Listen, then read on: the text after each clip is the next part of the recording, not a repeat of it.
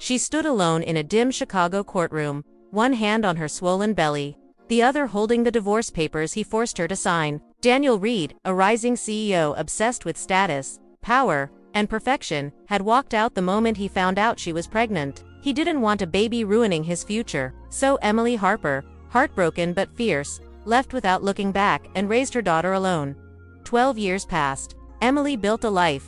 Her daughter grew into a bright young girl, and the world kept moving, until a late-night hospital call shattered everything. A patient in critical condition needed emergency consent. His name, Daniel Reed. Emily froze. Her daughter, the child he abandoned before birth, whispered, "Mom, who is he to us?" Emily swallowed hard. "He's the man who left us, and the man who might need us now." Everything was about to collide. Emily Harper's life had been rebuilt from ash. 12 years ago, she walked out of Daniel Reed's penthouse with nothing but a suitcase, a cracked phone, and the heartbeat of a tiny life inside her. She remembered the way he had stood there cold, flawless, untouched by guilt as he said the words that had burned into her forever. "I don't want this baby, and I don't want you." It was the last sentence she ever heard from him. Now, standing behind the curved glass counter of the small Chicago library where she worked, Emily tucked a loose strand of hair behind her ear and checked her watch. Almost time for Bailey to return from school. Her daughter, 12 years old, smart, loud, funny, stubborn, everything Emily wished she had been at that age. She smiled to herself. Bailey wasn't just her daughter, she was her entire world. The library door chimed, and Emily turned automatically, expecting a regular visitor. Instead, she saw Bailey burst through the door, backpack bouncing, hair messy from the wind. "Mom, guess what? We got our science fair partners today." Emily laughed as her daughter ran up. "Oh no. Who did you terrorize now?" Bailey rolled her eyes dramatically. "Mom, I'm a delight." "Unhung," Emily teased. "Tell that to your math teacher." Bailey bumped her shoulder playfully before helping her stack books. Their rhythm was smooth, natural, built over years of surviving together. What Emily didn't know was that something was about to break that rhythm forever. That night, the rain came down hard, Chicago's kind of rain, where the whole sky feels like it's falling apart. Emily cooked dinner, Bailey played music too loudly, and their apartment glowed with warm yellow light. Until Emily's phone rang, a number she didn't recognize. "Hello," she answered cautiously. "Is this Emily Harper?" "Yes. Who's this?" "This is St. Mary's Hospital. We have a patient admitted in critical condition. You were listed as the emergency contact." Emily blinked. There must be a mistake. "I don't know anyone admitted there." There was a pause, a shift in tone. "The patient's name is Daniel Reed." Emily's hands went cold. The room blurred. Her breath faltered as if the air itself had been pulled out. The voice continued, "He is unconscious. We need consent for immediate procedures. You're listed under family." Family. The word felt like poison. She hadn't seen his face in 12 years. She had imagined it many times older, sharper, colder, but none of those images prepared her for hearing his name spoken like this.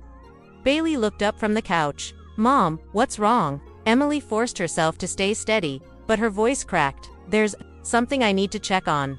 But Bailey walked closer, concern tightening her brows. "Who is it?" Emily swallowed hard. "It's your father."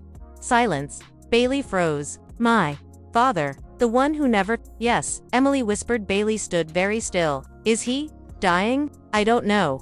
A long pause stretched between them, thick with all the years of unspoken questions. Emily knew she had to go. If she didn't, guilt would gnaw at her forever. Not because she loved him, those feelings had died, but because life had a cruel way of circling back. Bailey grabbed her coat. "I'm coming with you." "Bailey, you don't have to, Mom. I need to know who he is." Emily hesitated, then nodded. The hospital smelled like cold metal and rushing emergency carts. The fluorescent lights stung their eyes as they stepped inside. Emily approached the front desk, heart pounding. "I'm here for Daniel Reed." The nurse nodded, recognizing her instantly. "They're waiting for you in trauma room 4. The walk down the hallway felt endless. Bailey held Emily's hand, but her grip was trembling. When they reached the door, a doctor stepped out. "Are you Emily Harper?" "Yes. I'm Dr. Lawson." Daniel Reed was brought in after collapsing in his office. His vitals were unstable. "We're running tests, but we need family consent for certain procedures." Emily nodded slowly. Can I see him?" The doctor hesitated, then pulled the curtain aside. There he was. Daniel Reed. Once the sharply dressed CEO with perfect posture and cold ambition, now lying pale, unconscious, tubes running from his arms, oxygen mask pressed to his face. His hair was grayer, his jaw thinner, his strength stripped away. Emily's knees nearly buckled. Bailey stared, frozen in shock. Her voice was barely a whisper. "That's him." Emily nodded, tears prickling her eyes, despite everything. "Yes." Bailey stepped closer, studying the man who never wanted her. "He looks sick, he is." Bailey looked at her mother again. "Did he ever try to find us?" Emily shook her head. "Did he ever ask about me?" "No." Bailey's face hardened, a storm forming behind her eyes. "Then why are we here?" Emily didn't have the strength to answer. Because she was human, because she couldn't leave anyone to die alone, because fate didn't care about old wounds. Suddenly, Daniel's heart monitor beeped sharply. Nurses rushed in. A flurry of movement filled the room. "His blood pressure is dropping. Get the crash cart ready. Dr. Lawson, we're losing him." Emily instinctively grabbed Bailey and stepped back. For a split second just before his consciousness slipped entirely, Daniel's eyes opened and found Emily. 12 years gone. 12 years broken. 12 years of silence. His lips parted weakly. "Emily." His gaze shifted again and met Bailey's confusion, recognition, shock, then nothing. His head fell back. Alarms screamed, and the room exploded into chaos. Emily pulled Bailey close as the medical team fought for him. For the man who once walked away. For the man her daughter had never met. And for the past they both thought was buried forever. The hallway outside trauma room felt colder than the December air waiting beyond the hospital doors. Emily sat on the hard bench, her fingers interlocked so tightly her knuckles turned white. Bailey sat beside her, arms folded, eyes fixed on the floor, torn between anger and fear, emotions she'd never had to confront before tonight. For 12 years, Emily had protected her daughter from every truth, every shadow, every wound connected to Daniel Reed. She thought she had buried him in the past, but now the past was lying 2 rooms away, fighting for breath. A nurse approached them. "They've stabilized him for now," she said gently. "The doctor will speak with you soon." Emily nodded, but Bailey didn't move. After a long silence, Bailey finally spoke. "Mom, why didn't you ever tell me what he was like?" Emily exhaled slowly. "Because I didn't want you to grow up feeling unwanted." "But I was unwanted," Bailey whispered, voice cracking. "He didn't want me." Emily turned toward her, cupping Bailey's cheek. "You were never unwanted. Not by me. Not for a single second." Bailey swallowed hard. "Then why did he leave?" Emily closed her eyes. The answer still hurt. Because he chose himself, and he didn't know how to love anyone else. Before Bailey could respond, Dr. Lawson appeared. "Emily, can we speak privately?" Bailey immediately grabbed her mother's hand. "No. If this is about him, I want to hear it too." The doctor hesitated, then nodded. "All right." They followed him into a small consultation room. Papers, scans, charts, everything cold and clinical lay before them. "Daniel's condition is serious," Dr. Lawson began. "He has severe cardiomyopathy. His heart is failing. We need to run further tests, but he may require long-term treatment and possibly a transplant." Emily felt a sharp, unexpected ache twist in her chest. She had once dreamed of seeing him broken, but standing here, hearing these words, she realized she never truly wanted this. Pain was one thing, destruction was another. "Is he conscious?" she asked. "Early. He drifts in and out. When he woke earlier, he asked for you." Bailey shifted uncomfortably. Emily nodded. "Can I see him?" "Both of you can," Dr. Lawson said. "Just be prepared. He's very weak." They walked down the corridor quietly. Emily's footsteps were slow. Bailey's were sharp and shaky. When they reached Daniel's room, the nurse gently pulled the curtain aside. Daniel looked smaller than Emily remembered. His broad shoulders, once confident and rigid, now sagged beneath the hospital gown. His jawline, once sharp, now softened by exhaustion. His eyes, those steel-gray eyes, opened at the sound of footsteps. For a second, he didn't speak. He just stared at Emily, at Bailey, at the life he threw away. His voice was thin, barely more than a breath. "Emily." Emily nodded stiffly. "You're stable now. The doctors are helping." Daniel's gaze moved to Bailey. Lingering, searching. "Is she?" Emily exhaled slowly. "Yes. This is Bailey, your daughter." His eyes filled shock, guilt, awe, fear. She's grown." Bailey stepped behind her mother slightly, unsure whether to look at him or look away. Daniel swallowed painfully. "I didn't know she." Emily cut him off. "Don't. You knew. You just didn't care." His expression broke years of denial, collapsing into raw truth. "I'm sorry," he whispered. Bailey crossed her arms. "Are you sorry? Or are you scared because you're sick?" Daniel turned toward her, voice trembling. Both Bailey's breath hitched. Emily stepped forward and adjusted his blanket, an automatic human gesture she instantly regretted. Daniel watched her hand. "You always took care of everyone. Even me." Emily stiffened. "Don't make this sentimental. We are here because the doctor called. That's it." Daniel nodded slowly, accepting the boundary he deserved. "Emily," he whispered again, "is she happy? Is she safe?" Emily swallowed tightly. "She's wonderful, and she's mine. I raised her. She doesn't owe you anything." Daniel turned his gaze back to Bailey. "You don't owe me anything," he echoed softly, "but I owe you everything." Bailey looked down, overwhelmed by emotions she wasn't ready to face. A nurse stepped in. "We need to run another round of tests. It'll take a few hours." Emily nodded. "We'll wait outside." But as she started to leave, Daniel reached out weakly, fingers brushing the edge of her sleeve.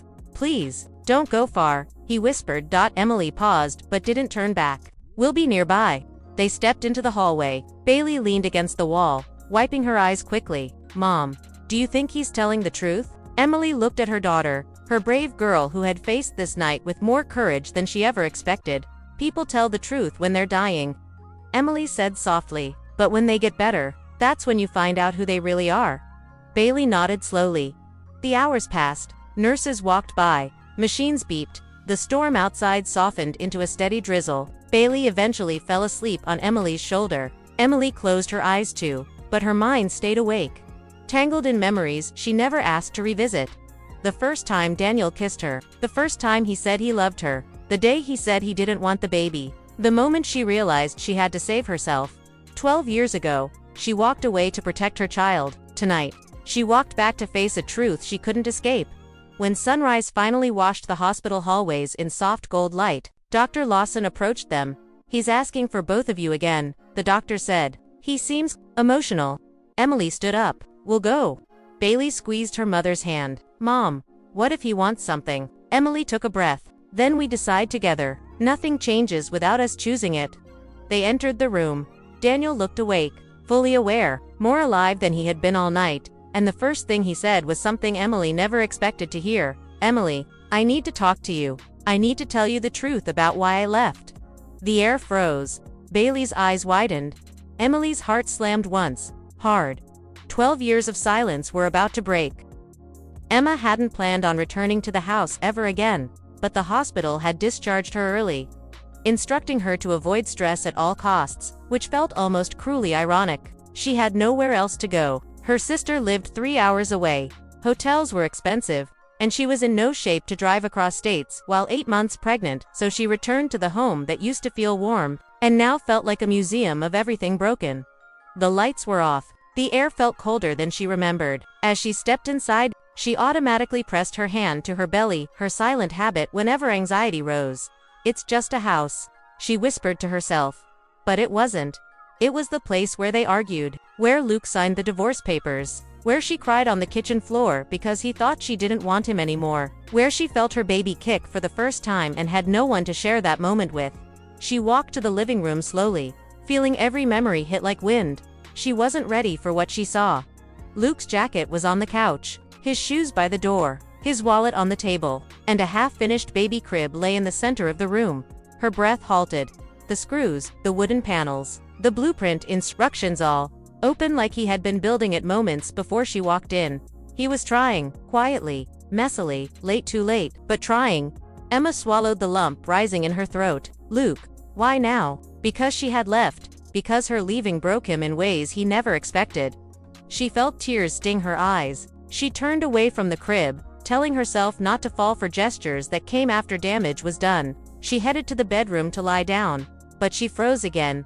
Luke was there, sitting on the floor, back against the wall, eyes red, hands buried in his hair. He looked like a man who hadn't slept in days, a man who'd been waiting, hoping, practicing the apology he was terrified she'd reject. When he heard her footsteps, he lifted his head. Their eyes met. Everything inside Emma shook. Luke stood up instantly, but he didn't rush toward her. His movements were slow, almost scared, like approaching a wounded animal. "I didn't know when you'd be back," he whispered, voice hoarse. But I didn't want you coming home to an empty house. She didn't reply. Her throat had closed. He stepped closer. Emma, I finished the crib. Or, I tried. I'm not great at assembling things, but stop. She cut in, her voice trembling. Just don't pretend everything is okay.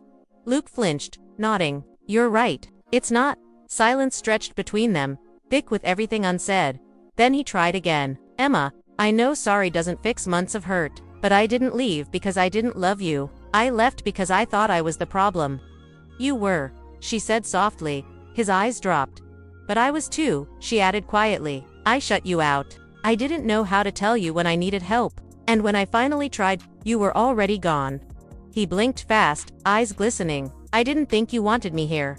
I wanted you to fight for us, she whispered, just once.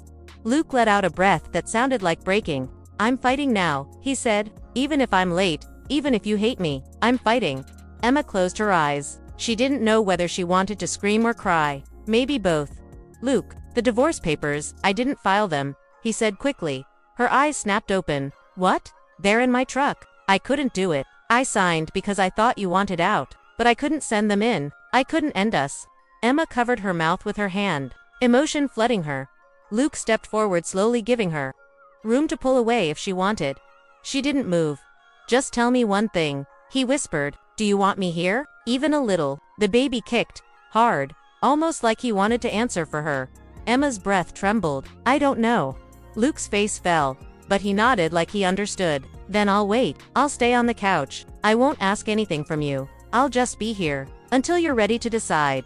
She wiped her eyes. I'm tired, Luke. I know. His voice broke. Let me carry some of it this time. She looked at him, really looked, and saw a man who finally understood what losing her meant.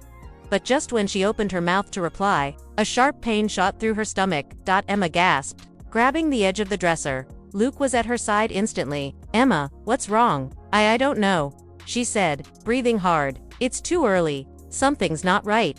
He didn't hesitate. Luke scooped her into his arms, heart racing, voice trembling. I've got you. I've got you. I'm taking you right now. As he carried her out the door, Emma clutched his shirt, her fear pouring out. Don't leave me, she whispered, his jaw clenched, eyes burning with determination. I'm not letting go, he said. Not this time. Not ever. And for the first time in months, she believed him. The ER lights were blinding as Luke pushed through the sliding doors, carrying Emma in his arms like she weighed nothing. Nurses rushed toward them the moment they saw her curled forward in pain, one hand gripping her belly, the other holding onto him like her life depended on it. She's 34 weeks, Luke said, voice shaking but firm. Severe abdominal pain. Possible preterm labor. They placed her on a stretcher, wheeling her toward labor and delivery. Luke stayed right beside her, matching every step. Emma gripped his hand tightly. Luke, please don't go. I'm right here, he whispered, brushing hair from her forehead. I'm not letting anything happen to you or our baby. Inside the monitoring room, the nurses strapped sensors around her belly. The heartbeats filled the air, hers and the baby's. Fast, scared alive. Emma looked up at him, tears collecting in the corners of her eyes. What if something's wrong? We'll get through it. His voice cracked. I swear. The doctor entered. Your body is responding to stress. Your contractions are irregular, but the baby is okay for now. You need rest. A lot of it. Emma nodded weakly. The doctor glanced at Luke. She can't be alone tonight. Luke didn't hesitate. I'm staying. As the doctor left, Emma exhaled shakily, her shoulders dropping. Luke moved closer, sitting beside her bed. He took her hand, their fingers intertwining naturally like they never forgot how. For a moment, they just breathed together. Emma finally spoke. You really didn't file the papers. Luke looked at her, his eyes soft and broken. I couldn't. Every time I tried, I pictured this. Us. Our baby. I pictured walking away from the only family I ever wanted. I was scared, Emma, but not of you. Of failing you. She sniffed, a small tear rolling down her cheek. We both messed up. I know. He squeezed her hand. But we're here now. And I'm not running ever again. Emma closed her eyes. I don't want to do this alone, Luke. He leaned in, forehead gently touching hers. Then you won't. Hours passed. Emma drifted in and out of sleep while Luke stayed awake, watching every rise and fall of her chest, every beep of the monitor. He didn't touch his phone, didn't move from his chair. He just stayed. Around 3 a.m., she stirred. "You're still here? I told you," he whispered. "I'm not leaving." She really studied him. The stubble on his jaw, the exhaustion in his eyes, the raw fear hidden underneath, the love he wasn't hiding anymore. "Luke," she whispered, voice trembling, "I'm scared to trust you again." He didn't look offended. He didn't defend himself. He simply nodded. "I'll earn it," he said softly, "every day, as long as it takes." She looked down at her belly. The baby kicked. Soft, warm, real. Emma took a shaky breath. "Do you want to feel him?" Luke froze. "Can I?" She guided his hand to her stomach. Seconds later, the baby kicked again. Luke's face broke open, shock, joy, heartbreak, all at once. "That's our little boy," he whispered, eyes filling. Emma nodded, tears falling again. "He knows your voice." Luke's hand remained still, gentle, protective. "I'm going to be here for him. For you. For everything." She looked at him, and for the first time, her wall cracked. "Not completely, but enough. I don't know what we're going to be," she said, "but I want you in his life." Luke's chest rose with a trembling breath. "You have no idea what that means to me." Morning sunlight crept through the blinds. Emma felt stronger, calmer. The monitor showed stability. The crisis had passed. A nurse entered with discharge papers. "She'll need bed rest at home. Zero stress." Luke nodded. "I'll take care of it." As he helped her off the bed, Emma leaned into him, not because she needed to, but because she trusted him.